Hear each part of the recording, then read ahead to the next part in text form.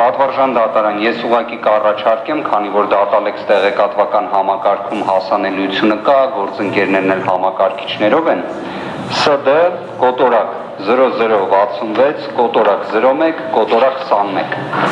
ազգային ժողովի նախկին պատգամավոր Մխիթար Զաքարյանի վերաբերյալ Վճռաբեկ դատարանի նախադեպային որոշում կա,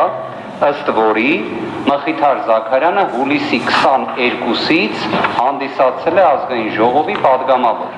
Նշվածը վկայական տրամադրելու պահն է։ Հետևաբար ասածս հետևյալն է,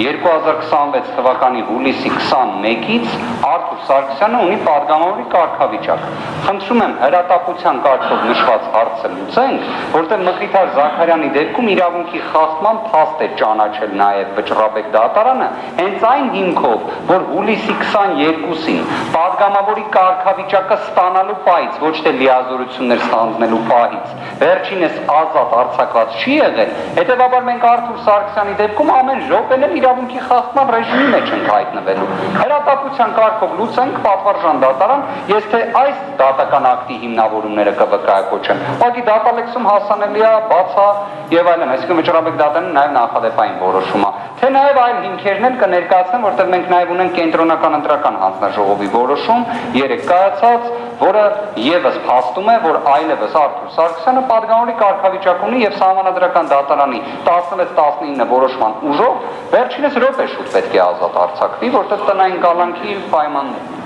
Բարի պաշտպան Վարդևանյան, ուրեմն